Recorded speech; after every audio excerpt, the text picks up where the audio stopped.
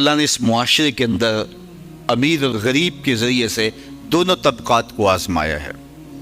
سارے لوگ دولت مند نہیں ہوتے، اگر سارے لوگ دولت مند ہو جائے تو نظم کائنات نہیں چل سکتا۔ سارے لوگ ہی جو ہے وہ غریب ہو جائیں تو پھر بھی اس نظم کائنات متاثر، اس نے اوپر نیچے رکھا، یہ اس کا نظم ہے۔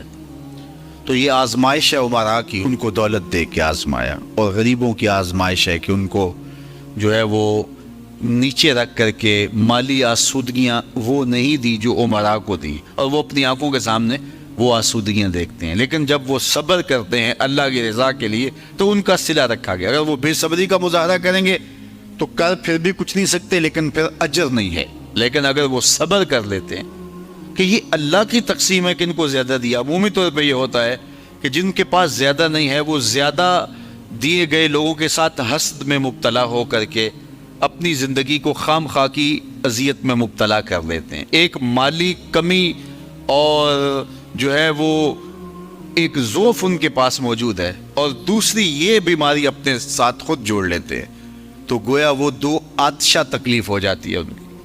تو وہ ایک مالی ضعف میں مبتلا ہیں اور آسودگی میسر نہیں ہے، اور ضروریات بہت ساری ہیں اور ان کو پورا کرنے کے لیے وسائل خاطر خواہ نہیں ہیں، اور دوسرا ان لوگوں سے وہ آتش حسد میں جلنے لگے جن کو اللہ تعالیٰ نے نوازا ہوا ہے، تو وہ اجر سے بھی محروم ہو گئے اور دوہری مصیبت میں مبتلا ہو گئے۔ لیکن اگر وہ سمجھتے ہیں ان کا مقسوم ان کے ساتھ اور میرا مقسوم میرے ساتھ، تو اللہ نے جو مجھے دیا ہے میں پہلے تو کوشش کروں کہ اپنے معاملات کو اس میں بہتر کرنے کی کوشش کروں۔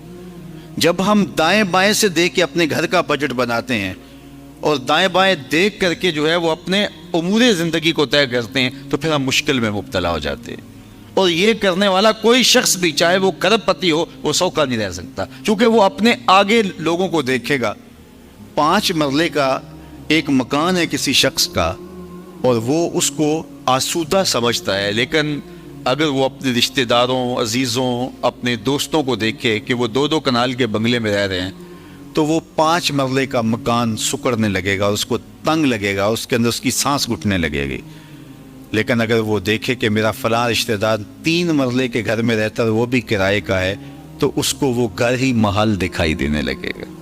اس لیے میرے حضور نے فرمایا کہ اپنے اوپر دیکھو گے تو اوکھے ہو جاؤ گے۔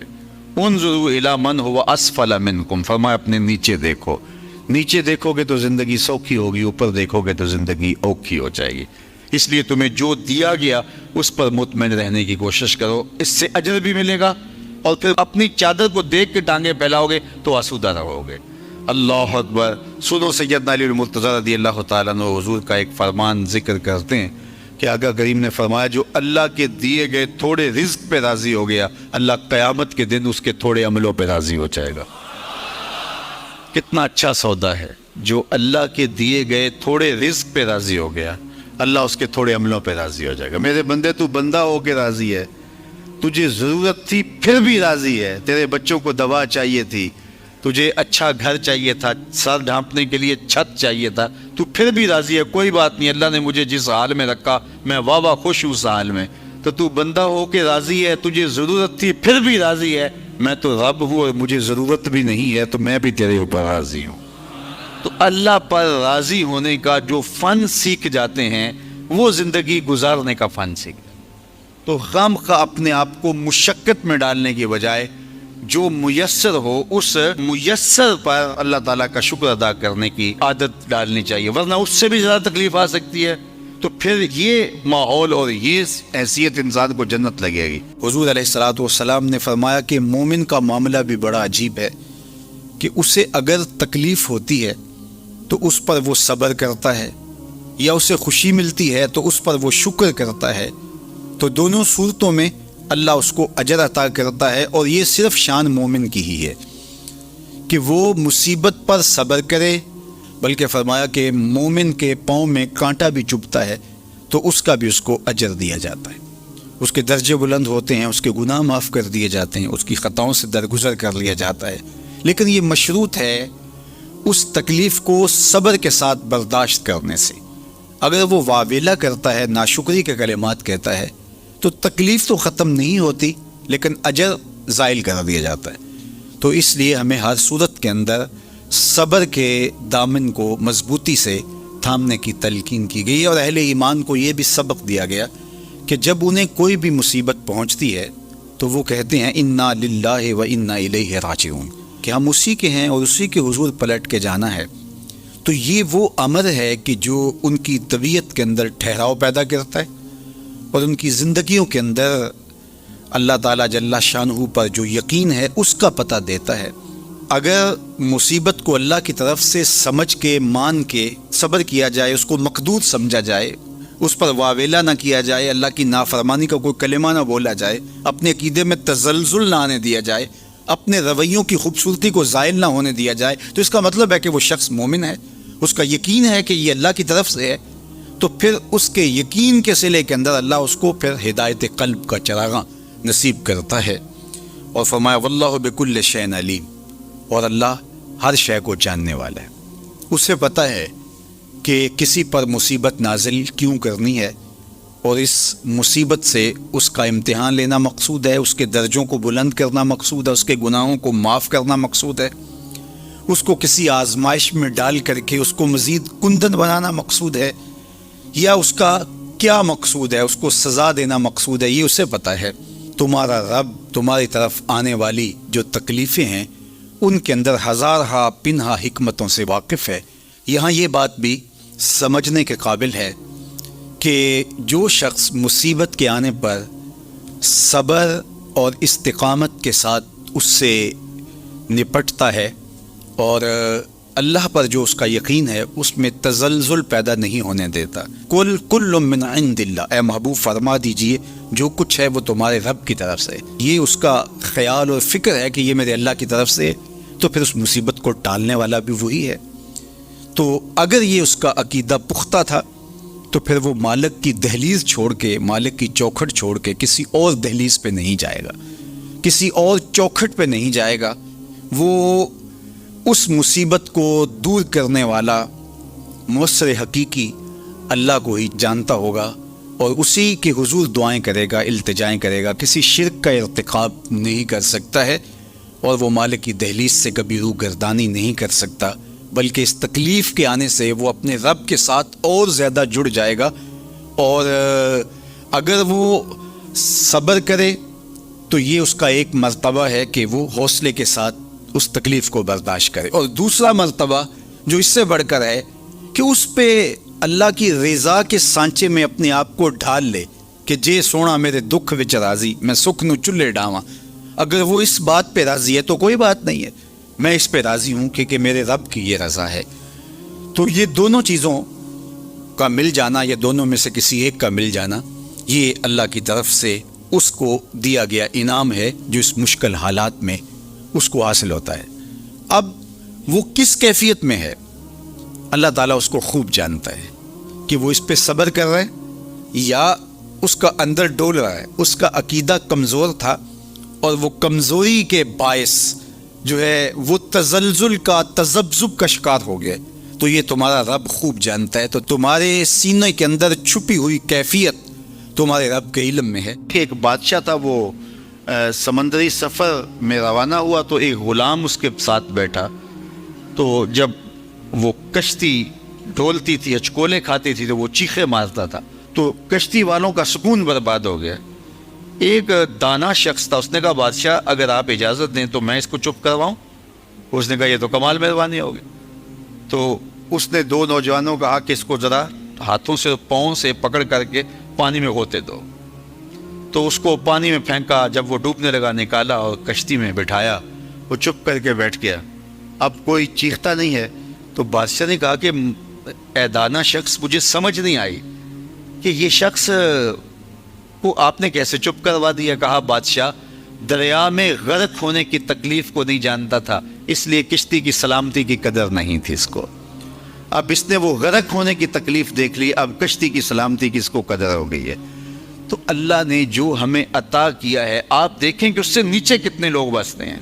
جب آپ نیچے فرشت دیکھیں گے جو بیچارے نانے شبینہ کو ترستے ہیں، اگر مجھے تھوڑی سی تکلیف ہے اور میں جو ہے وہ اس تکلیف میں ناشکری کرنے بیٹھ جاتا ہوں، تو میاں وہ لوگ بھی ہیں جو بیچارے اپنی مرضی سے اپنا ہاتھ بھی نہیں اٹھا سکتے ہیں، جن کی عیدیں بھی جو ہیں وہ ہاسپٹل کے اندر گزرتی، وہ کئی سالوں کے اندر وہاں اذیت میں مبتلا ہیں. جب آپ دیکھیں گے تو کہیں گے مالک میں جس حال میں ہوں اس پہ تیرا شکر ہے. شیخ سعدی فرماتے ہیں میں دمشق کی جامع مسجد میں نماز جمعہ کے بعد نکل رہا تھا تو میرے کسی نے جوتے اٹھا لیے. تو یہ شروع سے ہوتا آیا ہے. تو کہتے ہیں کہ میں ننگے پاؤں جا رہا تھا اور میری حالت یہ تھی کہ میں جوتا خریدنے کی استطاعت نہیں رکھتا تھا. تو میں دل میں شکوہ گناہ تھا کہ اتنا بڑا لوگ تجھے امام سمجھتے ہیں اور تیری یہ مالی پوزیشن کہ جوتے بھی نہیں خرید سکتا. تو آگے میں نے دیکھا ایک شخص تھا جس کے پاؤں ہی نہیں تھے اور وہ ریگتا ہوا آ رہا تھا. میں فوراً سجدہ ریز ہو گیا، مالک شکر ہے تو نے پاؤں تو عطا کیے، جوتے آج نہیں تو کل نصیب ہو جائیں گے. تو جو میسر ہے اس کی قدر سیکھو، جو میسر نہیں ہے اس کی جلن میں اپنے آپ کو جلانے کی کوشش نہ کرو تو زندگی سوکھی ہو جائے گی. یہ ضابطہ میرے حضور نے دیا. انظروا الی من هو اسفل منکم، اپنے نیچے دیکھنے کی عادت ڈالو، تم سکھی ہو جاؤ گے، تم پریشان نہیں ہوگے. لیکن اگر شوق ہو تمہیں اوپر دیکھنے کا تو فرمایا پھر دین میں جو اپنے سے اوپر ہیں ان کو دیکھو. کہ میں تو یار صرف 5 پڑھتا ہوں، یہ تہجد بھی پڑھتا ہے. میں تو صرف رمضان کے فرض روزے رکھتا ہوں اور یہ ہر ماہ نفلی بھی رکھتا ہے. میں تو صرف زکوٰۃ دیتا ہوں، یہ صدقات و خیرات بھی کثرت سے کرتا ہے، یہ لوگوں کے کام بھی آتا ہے، دکھیوں کی مدد بھی کرتا ہے. تو پھر ان کو دیکھو گے تو پھر تمہارے عمل میں قوت پیدا ہوگی. اوپر دیکھنے کا شوق آ جائے تو دین میں جو اوپر ہیں ان کو دیکھو، ورنہ نیچے دیکھو. نیچے دیکھو گے زندگی سوکھی رہے گی. اپنی مٹی پہ ہی چلنے کا سلیقہ سیکھو، اپنی مٹی پہ ہی چلنے کا سلیقہ سیکھو. سنگ مرمر پہ چلو گے تو پھسل جاؤ گے. تو زندگی سوکھی کرنے کا طریقہ یہ ہے کہ اپنے نیچے دیکھو اور اللہ کا شکر ادا کرو. تو پھر سنو، میں تو کہتا ہوتا ہوں یہ ٹینشن فری حدیث ہے. سید علی المرتضیٰ فرماتے ہیں حضور نے فرمایا جو اللہ کے دیے گئے تھوڑے رزق پہ راضی ہو گیا اللہ اس کے تھوڑے عملوں پہ راضی ہو جائے گا. زندگی سوکھی کر دیتی ہے یہ حدیث پاک. تو جو اللہ نے دیا مالک تیرا شکر ہے، یہ تھوڑا کرم ہے کہ تو نے ہمیں انسان بنایا ہے، ہمیں فہم و ادراک کی دولتیں دی ہے، ہمیں شعور اور خرد عطا کیے ہیں. کتنی مخلوقات ہیں جو سارا دن شدت کی گرمی میں بوجھ اٹھاتی ہیں اور چارہ جا کے جو ہے وہ باہر سے لے رہی ہوتی ہیں، وہ بھی تو تیری مخلوقات ہیں. تو نے ہمیں انسان بنایا، انسانوں کے گھر میں پیدا کیا، اور میں اور آپ تو اس کا شکر ادا نہیں کر سکتے کہ ہمیں اللہ نے محمد عربی کا غلام بنایا ہے، حضور کا امتی بنایا ہے. میری خوش قسمتی میں تیرا امتی، یہ میرا مقدر ہے، یہ آپ کا مقدر ہے. جس کے لیے نبی آرزویں کرتے رہے، تمنائیں کرتے رہے، لوگ راہیں تکتے رہے، منتظر رہے، صدیوں انتظار کرتے رہے، لیکن ہم نے کوئی انتظار نہیں کیا. آنکھ کھولی، ہمارے والد صاحب مسجد سے مولوی صاحب کو بلا لائے، انہوں نے کان میں آ کے اذان دیتے ہوئے کہا مبارک ہو تو حضور کا غلام بن کے آیا. شاہوں سے ملا ہے نہ تونگر سے ملا ہے، اللہ کا عرفان اسی در سے ملا ہے. اوروں کو ملا ہے تو مقدر سے ملا ہے، مجھ کو تو مقدر بھی تیرے در سے ملا ہے. یہ میری اور آپ کی خوش بختی. تو جتنا بھی شکر ادا کرے تھوڑا، تو لوگوں کے کام آئیں، لوگوں کے لیے جو ہے وہ خیر کی چابی بنے اور شر کا تالا بنے. میرا اور آپ کا وجود اگر اللہ کی مخلوق کے لیے نفع کا سبب نہیں ہے تو پھر ہماری زندگی کا کیا فائدہ. میں اپنے خاندان میں نفع بخش نہیں ہوں، آپ اپنے خاندان میں نفع بخش نہیں ہیں، آپ اس معاشرت کے لیے خیر کا سبب نہیں ہیں، میں اس معاشرت کے لیے خیر کا سبب نہیں ہوں، اس ملک کے لیے، اس قوم کے لیے، انسانیت کے لیے میں اگر خیر کا سبب نہیں ہوں تو مجھے سوچنا چاہیے کہ میں کہاں کھڑا ہوں. میں اشرف المخلوقات کیسے کہلاؤں گا. ایک درخت بھی چھاؤں فراہم کرتا ہے، آکسیجن دیتا ہے، پھل فراہم کرتا ہے، ذوق نظارہ کی تسکین کرتا ہے، اور جب کچھ باقی نہیں رہتا تو وہ لکڑی کا کام دیتا ہے. اور اگر وہ اتنا کمزور پڑ جائے کہ اس سے کوئی چیز نہ بن سکے تو پھر بھی مٹتا مٹتا تمہاری ہنڈیا پکا کے جاتا ہے، تمہاری ضرورت کو پورا کرتا ہے، تمہارے ایندھن کے کام آتا ہے. وہ بوڑھی بھینس جو اب دودھ دینے کے، بچے دینے کے قابل نہیں رہی، اب اس سے تم کوئی نفع نہیں لیتے، لیکن وہ جاتے جاتے رخصت ہوتے ہوتے جو ہے وہ تمہاری غذائی ضرورتوں کو پورا کر کے جاتی ہے. اور اگر تم اس سے غذائی ضرورتیں پورا نہیں کرتے، تم کہتے ہو کہ نہیں یہ اتنا بوڑھا وجود ہے تو پھر بھی اس کے چمڑے سے تم جوتے پہن سکتے ہو، تم اور چیزیں جو ہے وہ اس کے چمڑے سے بنا سکتے ہو، وہ اس دنیا سے رخصت ہوتے ہوئے بھی تمہارے لیے نفع بخش بن کے گئی۔ تو اگر ایک جانور اور ایک درخت اور اللہ کی دیگر مخلوقات اپنی رعنائیوں کے دور میں اپنے شباب کے عالم میں نفع بخش ہیں، تو بڑھاپے کے اندر بھی ان سے نفع حاصل ہو سکتا ہے۔ اور جس شخص کا نفع جوانی میں بھی نہ ہو، بڑھاپے میں بھی نہ ہو، لڑکپن میں بھی نہ ہو، سن کہولت میں بھی نہ ہو، تو پھر وہ انسان کہلائے گا۔ اولئک کالانعام بل ہم اضل، فرمایا یہ چوپایا ہے بلکہ چوپایوں سے بھی بدتر ہے۔ تو پھر وہ کیسا انسان ہے جو نافع نہیں ہے، جو نفع بخش نہیں ہے؟ خیر الناس من یرفع الناس، لوگوں میں سب سے اچھا شخص کون ہے؟ یہ سوال ہوا، سب سے اچھا شخص کون ہے لوگوں میں؟ تو جواب ارشاد فرمایا، جو لوگوں کے لیے نفع بخش ہے، جس کا وجود راحت کا سبب ہے، جس کو دیکھ کے دکھ بھول جائیں، جس کو مل کے زندگی اچھی لگنے لگ جائے، جس کی چھاؤں میں بیٹھیں تو آسودگی ہو، زمانے کی کڑی دھوپ سے بچ جائیں، جس کا وجود رحمت بخش ہو، جو لوگوں کی ہدایت کا سبب ہو، جو لوگوں کے لیے خیر کا ذریعہ ہو۔ اللہ کے محبوب علیہ الصلوۃ والسلام کے ایک فرمان کا مفہوم یہ ہے کہ خیر کی چابی بن جاؤ اور شر کا تالا بن جاؤ۔ یہ زندگی میں اصول اختیار کر لو، خیر کی چابی بنو اور شر کا تالا بنو۔ تم سے خیر کے دروازے کھلے اور تم سے شر کے دروازے بند ہو۔ کبھی ایسا نہ بننا کہ تم شر کی چابی بنو اور خیر کا تالا بنو۔ تم جہاں رکو، جہاں ٹھہرو، جہاں سے گزرو، وہاں خیر پھیلتی چلی جائے، تمہاری مہک سے لوگوں کے مشام ہستی معطر ہو، لوگوں کے دلوں میں آنگن میں بہاریں آئیں کہ یہ شخص آیا ہے، گزرا ہے۔ تم ایک تازہ ہوا کی جھونکی کی طرح جہاں سے گزرو اور تمہاری مہک سے لوگ دیر تک سرشار رہے کہ یہاں سے کوئی گزر کے گیا ہے، نہ یہ کہ تم جن راہوں سے گزرو وہاں کانٹے بکھیرتے چلے جاؤ، بعد میں وہاں کو چلے تو اس کے پاؤں زخمی ہوں۔ تو فرمایا تم خیر کی چابی بنو اور شر کا تالا بنو، ہمیشہ خیر بانٹو، اچھائی بانٹو، بہتری بانٹو، لوگوں کے لیے صلح اور امن کے ضامن بنو، لوگوں کے لیے محبت کو پھیلانے والے بنو۔ لڑائی، دینگا مشتی، فساد، شر، الجھاؤ، تضاد اور نفرتوں کے بیج اور کانٹے مت بونا، ہمیشہ خیر کی چابی بننا اور شر کا تالا بننا۔ اس لیے بہتر شخص وہ ہے کہ جو لوگوں کے لیے بہتری کی ضمانت بنتا ہے اور اس کے وجود سے لوگ بہتری پاتے ہیں۔ سب سے بڑی انسان کی ضرورت ہدایت ہے۔ سب سے بہتر اور اشرف لوگ انبیاء علیہم السلام ہیں، جن کی وجود سے ہدایت پھوٹی اور لوگ اندھیروں سے، ظلمتوں سے نکل کر ایمان کی روشنیوں میں آئے۔ سب سے بہتر لوگوں کو بانٹنے والا، لوگوں کے لیے نفع بخش وہ شخص ہے جس کا وجود ہدایت بانٹتا ہو، جس کا وجود خیر بانٹتا ہو، پھر لوگوں کے دکھ اور لوگوں کی تکلیفیں مٹانے والا شخص۔ تو ہمیشہ لوگوں کے لیے بہتریوں کا سبب بنو۔ 25 سال عمر تھی حضور علیہ السلام کی جب حضرت خدیجہ الکبریٰ سے آپ کا نکاح ہوا۔ 40 سال کی عمر میں حضور پر پہلی وحی کا نزول ہوا۔ 15 برس کا ایک عرصہ حضرت خدیجہ الکبریٰ رضی اللہ تعالیٰ عنہا حضور کے ساتھ بسر کر چکی تھی۔ تو وحی کا نزول کوئی معمولی بات نہیں ہے۔ قرآن نے کہا کہ اگر یہ قرآن ہم پہاڑوں پہ نازل کرتے، خشیت الہی سے وہ بھی ریزہ ریزہ ہو جاتے۔ یہ قرآن ہے اور یہ حضور کے قلب اطہر پہ نازل ہوا۔